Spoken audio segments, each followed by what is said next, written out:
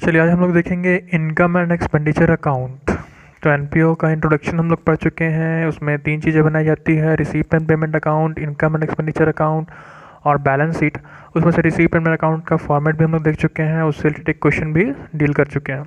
आज हम लोग देखेंगे इनकम एंड एक्सपेंडिचर अकाउंट। सबसे पहले ये जान लेते हैं क्या होता है इनकम एंड एक्सपेंडिचर अकाउंट, क्यों बनाते हैं, क्या फॉर्मेट है, तब सब रिलेटेड एक सम बनाएंगे हम लोग। चलिए देखते हैं।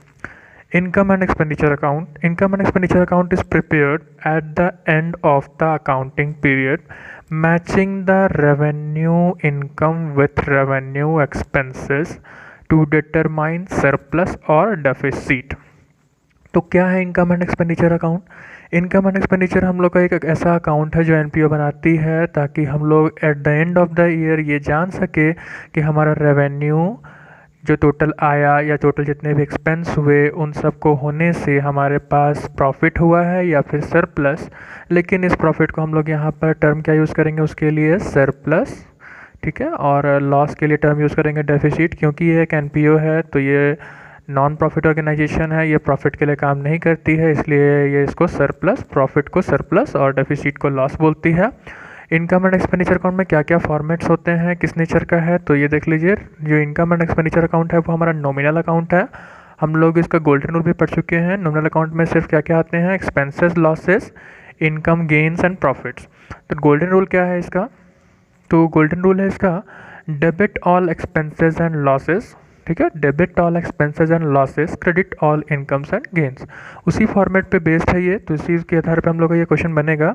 हम लोग देखते हैं कि क्या क्या फॉर्मेट है। तो सबसे पहला expenditure amount, income amount, debit and credit. ऊपर आपको हेडिंग देना है income and expenditure account of जो भी ऑर्गेनाइजेशन है, उसका जो भी नाम है उसका नाम आपको लिख देना है यहाँ पर, और नीचे डेट देना है। और डेट क्या कब का देना है, जिस साल में वो अंत हो रहा है, for the year end date, साल के अंत का डेट, जैसे 31 मार्च बेसिकली ये होता है, और ईयर जो भी दिया रहे, ठीक है। तो फॉर्मेट में क्या क्या है, जहाँ जितने भी खर्च होंगे सब आएंगे एक्सपेंडिचर के साइड में, और जितने भी इनकम आएंगे वो सारे आएंगे हमारा क्रेडिट साइड में।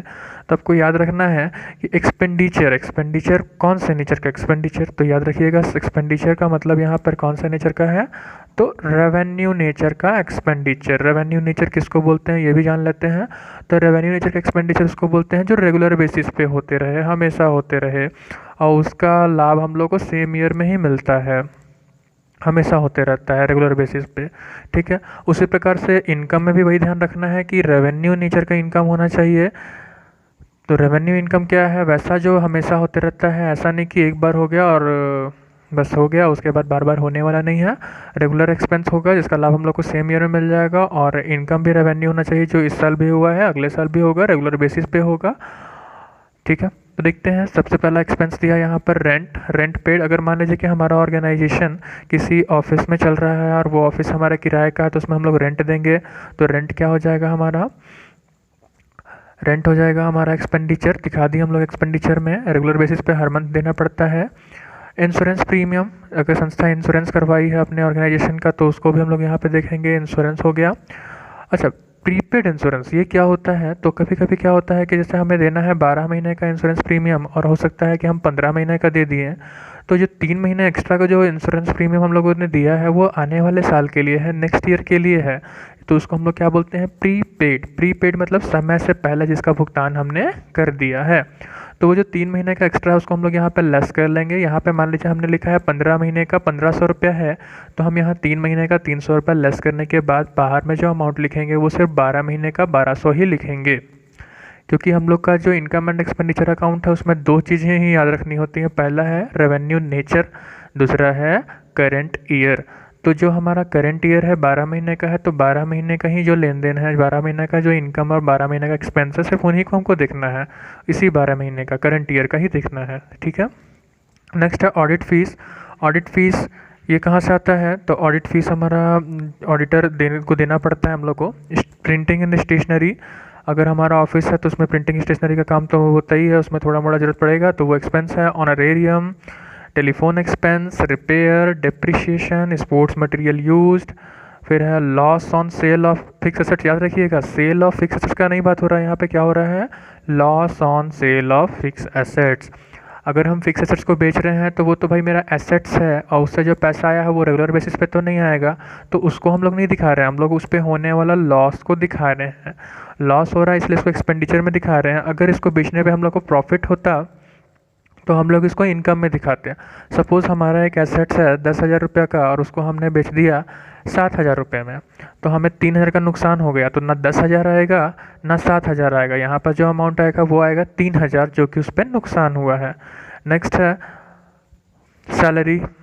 सैलरी में भी जो हम लोग स्टाफ को सैलरी दे रहे हैं उसमें भी सिर्फ कौन सा सैलरी जो करंट ईयर से रिलेटेड हो। देखिए यहाँ पे लिखा गया है add outstanding salary less outstanding salary. तो ये क्या है आउटस्टैंडिंग सैलरी? करंट ईयर का जो आउटस्टैंडिंग है, आउटस्टैंडिंग का मतलब होता है ड्यू या फिर बकाया, जिसका पेमेंट हमें अभी करना है। तो ये सैलरी मान लीजिए कि हमारे स्टाफ का है जो करंट ईयर से रिलेटेड, कुछ कारण से अगर हम नहीं दे पाए हैं करंट ईयर का सैलरी तो उसको हम लोग ऐड कर देंगे। मानते हैं उसको नहीं दिए हैं लेकिन वो खर्च तो हमारा करंट ईयर का ही है, तो करंट ईयर में हमें उसको जोड़ लेना होगा। और सपोज़ कुछ सैलरी हमने करंट ईयर में दिया है लेकिन वो कब का था, पिछले साल का बकाया वाला सैलरी हमने करंट ईयर में दिया है, तो उसको लेस कीजिए, क्योंकि वो पेमेंट जरूर इस साल हुआ है लेकिन वो जो खर्च है वो रिलेटेड कब से है, प्रीवियस ईयर से, तो उसको हम लोग क्या करेंगे यहाँ पर लेस। तो सैलरी में हम लोग टोटल जितना सैलरी दिए हैं उसमें आप जोड़ दीजिए करंट ईयर का जितना ड्यू रह गया है और आउटस्टैंडिंग को लेस कर दीजिए जो कि प्रीवियस ईयर का था। ठीक है, इतना कुछ करने के बाद जो फाइनल आएगा उसको आप लिखेंगे बाहर। इसके अलावा और भी कुछ आइटम्स हो सकते हैं, मिसलेनियस एक्सपेंस उसको हम लोग लिख दे रहे हैं, लेकिन ध्यान देना है कि वो किस नेचर का होना चाहिए, रेवेन्यू नेचर का। रेगुलर बेसिस पे वो खर्च होते रहने चाहिए, हमेशा होते रहने चाहिए। नेक्स्ट है इनकम। तो इनकम में क्या क्या आइटम्स आएगा, कहाँ कहाँ से हमें रेवेन्यू जनरेट होगा, इनकम कहाँ कहाँ से आएगा किसी एनपीओ को, तो इनकम कहाँ कहाँ से आने वाला है, एंट्रेंस फीस से इनकम आएगा, एडमिशन फीस, जनरल डोनेशन। याद रखिए डोनेशन हम लोग पहले भी डिस्कस किए हैं, तो डोनेशन दो तरह का होता है, एक होता है जनरल डोनेशन, एक होता है स्पेसिफिक डोनेशन। जनरल डोनेशन वो डोनेशन है जो हम लोग को मिला, मतलब हमारी संस्था को मिला, और उसको हम लोग किसी भी काम में यूज़ कर सकते हैं, अपने ऑर्गेनाइजेशन का किसी भी काम में, चाहे वो डे टू डे एक्टिविटी हो या फिर कोई लॉन्ग पर्पस के लिए कोई काम हो उसके लिए यूज़ कर सकते हैं। तो ये रेगुलर बेसिस पे मिलते रहता है, इसलिए जनरल डोनेशन है और उसको इनकम में ट्रीट करेंगे। एक और होता है उसको बोलते हैं हम लोग स्पेसिफिक डोनेशन। वो स्पेसिफिक डोनेशन किसी खास वजह के लिए ही मिलता है।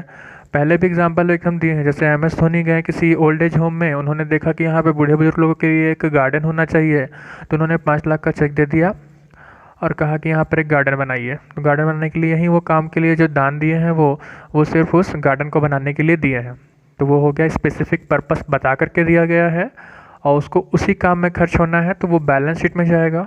और बैलेंस शीट में भी कहाँ, लाइबिलिटी में। खैर इसके बारे में हम लोग फिर से डिस्कस करेंगे, अभी बस इतना ही याद रखिए कि इनकम में जो डोनेशन आता है वो किस नेचर का होना चाहिए, जनरल, क्योंकि जनरल डोनेशन हमारा रेवेन्यू नेचर का इनकम है। नेक्स्ट है लेगेसीज। लेगेसीज में भी सेम थ्योरी, जनरल और स्पेसिफिक होता है, तो हम लोग को सिर्फ कौन सा लेना है, जो जनरल नेचर का हो। नेक्स्ट है रेंट रिसीव। देखिए उधर हम लोग रेंट पेड के बारे में भी बात किए थे, यहाँ पे हम लोग बात कर रहे हैं रेंट रिसीव का। तो ये रेंट रिसीव है जो मान लीजिए संस्था का कुछ अपना भवन है, बिल्डिंग है, कुछ दुकानें हैं, उसको ये किराए पे दे दी हैं, उनसे इनकम आ रहा है, तो उसको हम लोग यहाँ पे लेंगे। अगर मान लीजिए सिर्फ रेंट लिखा है, आपको पता नहीं चल रहा है कौन कहाँ जाएगा, तो देखिएगा ब्रैकेट में लिखा रहेगा डेबिट। अगर रेंट डेबिट लिखा है तो वो एक्सपेंडिचर है, लेकिन रेंट के बगल में क्रेडिट लिखा है तो वो इनकम है। नेक्स्ट है डिविडेंड। अगर कंपनी संस्था किसी कंपनी में इन्वेस्ट करी है इसके शेयर में, तो उस पर डिविडेंड मिलेगा, वो डिविडेंड संस्था के लिए रेवेन्यू नेचर का इनकम है। कहीं इन्वेस्टमेंट करने पे इंटरेस्ट मिल गया, ओल्ड न्यूज़पेपर को सेल करने से पैसे आ गए हैं, कुछ एसेट्स को हमने बेचा और बेचने पे हमें पैसे मिले और वो पैसे से हम लोग को लाभ हो रहा है। जैसे कि एग्जांपल के लिए हम लोग थोड़ी देर पहले लिए थे 10,000 का एक एसेट्स था, उसको हमने 7,000 में बेचा था तो नुकसान हुआ था। सेम वही एसेट्स 10,000 का जो था हमारे पास, उसको हमने 12,000 में बेच दिया, तो बेचने पे हमें 2,000 का लाभ हो गया, प्रॉफिट हो गया। वो प्रॉफिट को हम लोग दिखा देंगे इनकम के साइड में, और इसलिए यहाँ पे दिखा रहे हैं क्योंकि ये रेवेन्यू नेचर का है, बार बार तो होने वाला है नहीं, एक बार हमने फिक्स एसेट्स बेच दिया उस पर हुआ, तो यहाँ पर दिखा देंगे हम लोग 2,000 जो कि लाभ वाला अमाउंट है। नेक्स्ट है सब्सक्रिप्शन। देखिए सब्सक्रिप्शन में थोड़ा लेंदी यहाँ दिख रहा है, तो उसको थोड़ा समझने की जरूरत है, ध्यान दीजिए यहाँ पे। बाई सब्सक्रिप्शन, ठीक है, बाई सब्सक्रिप्शन इनकम है इसलिए बाई में आया है, क्या बोलते हैं इसको, चंदा। Add outstanding subscription for current year. दो ही चीज़ आपको इनकम एंड एक्सपेंडिचर अकाउंट में याद रखनी है, वो है रेवेन्यू नेचर और करेंट ईयर। तो रेवेन्यू नेचर का तो भाई सब्सक्रिप्शन है ही, इसलिए यहाँ पर आया है। दूसरा करेंट ईयर का आउटस्टैंडिंग है। सपोज़ कुछ लोग रेगुलर बेसिस पे सब्सक्रिप्शन हमें देते हैं और कुछ कारण से वो हमें नहीं दे पाए हैं, तो हमें पता है कि वो नेक्स्ट ईयर में देंगे, और वो जो नेक्स्ट ईयर में हमारा ईयर वाला जो ड्यू है सब्सक्रिप्शन वो नेक्स्ट ईयर में देंगे, तो वो मिलेगा ज़रूर हम लोग को नेक्स्ट ईयर, लेकिन वो इनकम हमारा कब का है, वो इनकम हमारा करंट ईयर का ही है। इसलिए हम लोग उस आउटस्टैंडिंग सब्सक्रिप्शन जो कि करंट ईयर का है उसको अभी ही जोड़ लेंगे। ठीक है, रिसीव नहीं हुआ है लेकिन उसको हम लोग यहाँ पे जोड़ के दिखाएंगे। Next, advance subscription received in P for C Y. ये P Y for previous year, बीता हुआ साल, और सी वाई मतलब करंट ईयर, चालू साल जो चल रहा है, चालू वर्ष। तो कुछ सब्सक्रिप्शन जो होता है जो हमें प्रीवियस ईयर में मिल चुका था एडवांस बोल करके लेकिन वो रिलेटेड कब से है, करंट ईयर से। पहले ही मिल जाता है उसको एडवांस बोलते हैं। लास्ट ईयर मिला था तो कब के लिए मिला था, करंट ईयर के लिए, इसलिए उसको जोड़ दिए।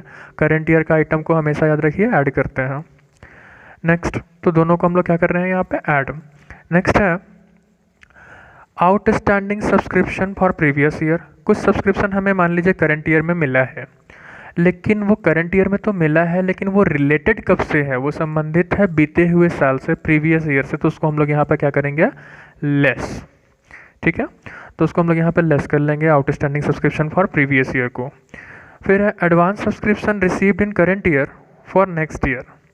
कुछ सब्सक्रिप्शन ऐसा होता है जो हमें एडवांस में मिल जाता है। मान लीजिए करंट ईयर हमारा चल रहा है और करंट ईयर में ही हमें आने वाले साल नेक्स्ट ईयर का सब्सक्रिप्शन अभी ही कुछ लोग एडवांस में दे दिए, तो वो मिल गया, रिसीव कर लिया हम लोग, लेकिन उसको हम लोग दिखाएंगे नहीं इनकम एंड एक्सपेंडिचर अकाउंट में, क्योंकि वो हमारा करंट ईयर का तो है नहीं। वो इनकम कब का है, नेक्स्ट ईयर का, उसको नेक्स्ट ईयर में ही दिखाया जाएगा। तो यहाँ पर हम लोग उसको यहाँ लेस कर लेंगे। Advance subscription received in current year for next year. वो रिसीव जरूर करंट ईयर में हो गया है लेकिन वो रिलेटेड नेक्स्ट ईयर से है, इसलिए हम लोगों ने उसे यहाँ पर लेस कर लिया। इतना कुछ करने के बाद, ऐड लेस करने के बाद जो अमाउंट आएगा उसको हम लोग बाहर दिखा देंगे अमाउंट वाले कॉलम में। और भी कुछ इनकम्स हो सकते हैं, लेकिन आपको इनकम को जानने से पहले, लिखने से पहले देखना होगा कि वो रेवेन्यू नेचर का होना चाहिए। कुछ और भी हो सकते हैं रेवेन्यू नेचर के, यहाँ सारा आइटम तो दिखाना पॉसिबल नहीं था। फिर अच्छा हाँ, तो आपको रेवेन्यू नेचर का एक्सपेंडिचर है या फिर कैपिटल नेचर का, ये जानने के लिए आपको ये भी देखना पड़ेगा कि वो ऑर्गेनाइजेशन किस चीज़ में काम करती है। उस पर भी डिपेंड करता है कि वो जो इनकम या ये वो जो एक्सपेंडिचर है वो किस नेचर का है। ठीक है, चलिए देखते हैं। तो इतना कुछ करने के बाद हम लोग जब जोड़ेंगे, रफ में हम लोग जोड़ लेंगे, तो क्रेडिट साइड का हम लोग रफ में अमाउंट निकाल लेंगे, जोड़ लेंगे कहीं पर रफ में। फिर डेबिट का भी जोड़ लेंगे। सपोज़ क्रेडिट बड़ा है, क्रेडिट में आ रहा है 10 लाख रुपया और डेबिट में आ रहा है मात्र 8 लाख रुपया। क्रेडिट में कितना आ रहा है, 10 लाख, और डेबिट में आ रहा है 8 लाख। तो डिफरेंस जो आएगा वो हमारा आएगा डेबिट साइड में, वो कहला जाएगा टू सरप्लस। बेसिकली ये है क्या, बैलेंसिंग फिगर है। 10 लाख आ गया क्रेडिट साइड में, 8 लाख आ रहा है सपोज डेबिट साइड में, तो जो डिफरेंस आया टू साइड में सरप्लस कहलाएगा। अमाउंट कितना आ गया, 2 लाख। ठीक, इसका उल्टा अगर हमारा क्रेडिट साइड में आ रहा है 10 लाख लेकिन डेबिट साइड में कितना रहा, 13 लाख, तो डिफरेंस किधर आ जाएगा, क्रेडिट साइड में। और वो क्रेडिट साइड में क्या कहलाएगा, डेफिसिट। डेफिसिट कहने का मतलब क्या है, excess of expenditure over income. हमारा एक्सपेंडिचर कुछ ज़्यादा ही हो गया, इनकम के हम कंपैरिजन में हमारा एक्सपेंडिचर ज़्यादा है, बैलेंसिंग फिगर का अमाउंट। तो इसको हम लोग और भी डिस्कस करेंगे, इसके लिए हम लोग एक सम बनाएंगे, लेकिन सम बनाएंगे नेक्स्ट क्लास। इससे रिलेटेड कुछ और भी पॉइंट्स है उसको भी हम लोग देखेंगे। आप लोग चाहें तो इसका स्क्रीनशॉट वगैरह ले सकते हैं, तो ले लीजिए। ठीक है, डेफिनेशन, फॉर्मेट सब कुछ है यहाँ पर।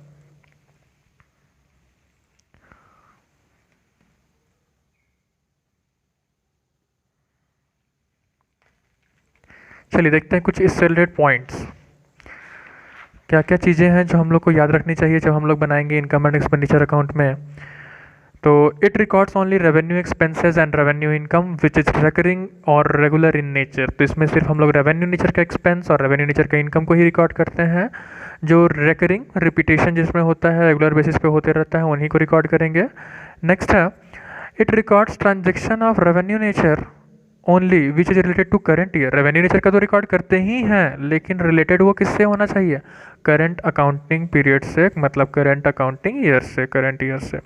नेक्स्ट है items of capital expenditure like purchase of fix assets are not considered in income and expenditure rather this is recorded in balance sheet. Simple, जब हम लोग यहाँ पर रेवेन्यू को ही अगर रिकॉर्ड कर रहे हैं तो कैपिटल नेचर वाला कहाँ चला जाएगा, तो वो चला जाएगा हमारा बैलेंस शीट में एसेट साइड में। अगर कैपिटल नेचर का एक्सपेंडिचर है तो वो चला जाएगा हमारा बैलेंस शीट के एसेट साइड में।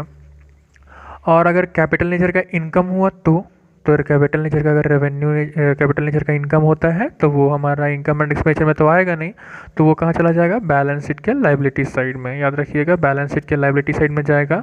आप लोग इन सब पॉइंट्स को रिकॉर्ड करते हुए लिखते हुए चलिएगा तो ज़्यादा बेहतर होगा। Next, income and expenditure account records non cash expenditure like depreciation. Income and expenditure में नॉन कैश आइटम्स भी आता है जिसमें किसी तरह का लेन देन नहीं हुआ हो, जिसमें कैश का लेन देन नहीं हुआ। जैसे सपोज हमारा एक एसेट्स है, एसेट्स पे डेप्रिसिएशन हो रहा है, तो डेप्रिसिएशन होने से हमारे पास से पैसे कहीं चले नहीं जाते हैं, ये एक नॉन कैश आइटम है, इसको भी रिकॉर्ड करते हैं। याद रखिएगा, डेप्रिसिएशन कहाँ जाता है, तो भाई एक्सपेंडिचर में। ठीक है। Next, income and expenditure account record account in accrual basis. It records prepaid expense, outstanding expense, accrued income, advance income, provision for depreciation और provision for doubtful debt etc. ये accrual basis पे है। accrual basis क्या होता है, तो accrual का मतलब क्या होता है, अर्न या फिर जो accrue या राइज हो गया या फिर outstanding है लेकिन हम लोगों ने उसे रिसीव नहीं किया है या पे नहीं किया है, मतलब जिसमें कैश का ट्रांजेक्शन हुआ नहीं भी है, होगा फ्यूचर में या एडवांस में हो रखा है, तो ये उन सब को रिकॉर्ड करता है। ठीक है। सपोज़ आउटस्टैंडिंग है आपका कुछ सैलरी इस साल का तो है 10,000 रुपया, 2,000 रुपया और भी बकाया रह गया है, इसी साल का ही है वो भी, तो उसको भी रिकॉर्ड कर लेगा। ये बात अलग है कि आपने अभी तक पे नहीं किया है तो अक्रूवल बेसिस को फॉलो करता है, कैश बेसिस को नहीं। बाकी अभी तक हम लोग समझ चुके हैं इनकम एंड एक्सपेंडिचर क्या होता है, फॉर्मेट देख लिए, कुछ पॉइंट्स देख लिए। नेक्स्ट क्लास में हम लोग इससे रिलेटेड क्वेश्चन बनाएंगे, तो अभी के लिए इतना ही रहने देते हैं, बाकी नेक्स्ट क्लास में।